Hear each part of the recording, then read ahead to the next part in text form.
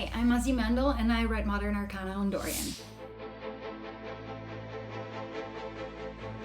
Welcome to Dorian. You're about to turn your story ideas into a game business using the power of interactive storytelling. Did you know that the game industry makes more money than any other form of entertainment? Now, no matter who you are, you can have a piece of that pie by making your own dating sim on Dorian, and we're about to show you how.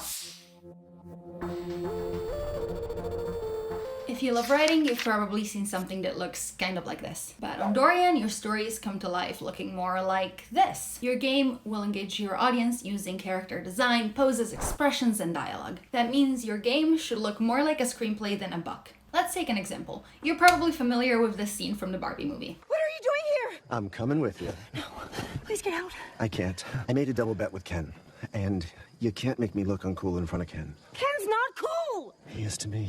You're just gonna slow me down. Barbie, what if there's beach? You'll need someone who's a professional in that. Did you bring your rollerblades? I literally go nowhere without them.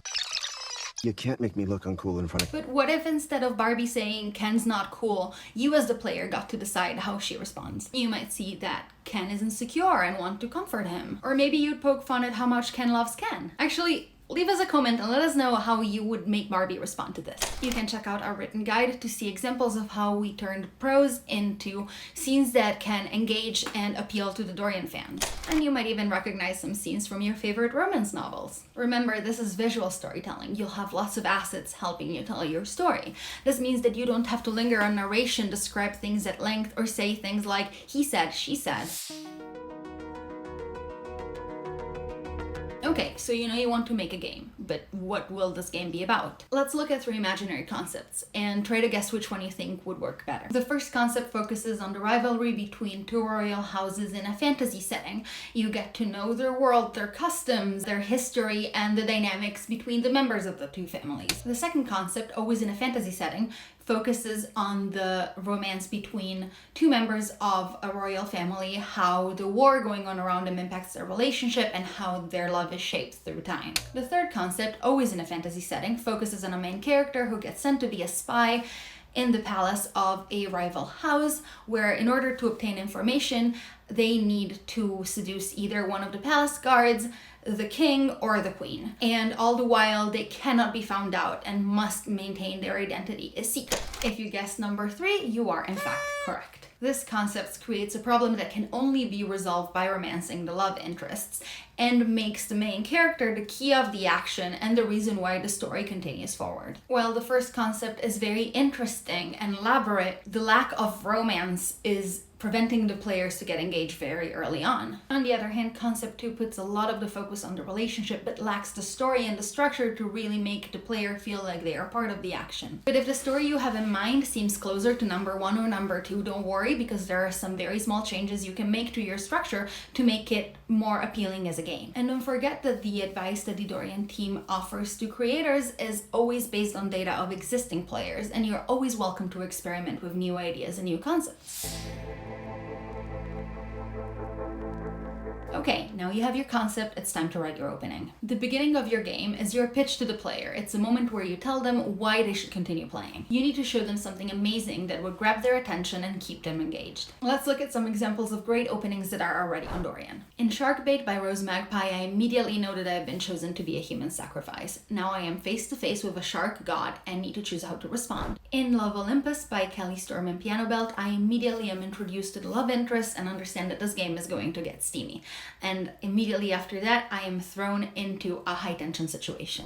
In my own game, Modern Arcana, I immediately understand that I am a detective, I am here to investigate, and the only way to get to the bottom of this mystery is getting real close and personal with my suspects. Did you notice anything in common between these 3 openings? First of all, they don't include a lot of world building or lore. You really don't need to start your game with the Star Wars scroll of information. If you're not sure which elements of your world you want to include in your episode 1, we have a world building exercise that you can just try out. And then the other thing they have in common is that they all get to a first choice very fast. Now, this first choice needs to be very simple for the player to answer, but still be compelling enough that the player wants to see what happens next. Now you've written your opening. The next step is learning how to design characters that will keep your player interested. Imagine this guy walks into the room and hits on you. He might do it like this, or he might do it like this. Now, which one did you like better? I'm going to guess it was the second one. This is because the second option shows more of the character's personality. It tells you who this character is. In this case, Julian is dramatic, he has a sense of humor, and he's showing us that he wants to see if we're willing to play along. We see that Dorian fans like characters who have very distinctive and unique voices that make them stand out. After all, you only have a few lines to grab the player's attention, so you want to make those count. Here are some good dialogue examples from the most popular love interests in Dorian. If you want to learn how to make your character's voice feel more unique, we have a character design template in the guide where you can also practice with our little character voice exercise. Now you're clear on what your characters sound like, it's time to design some choices.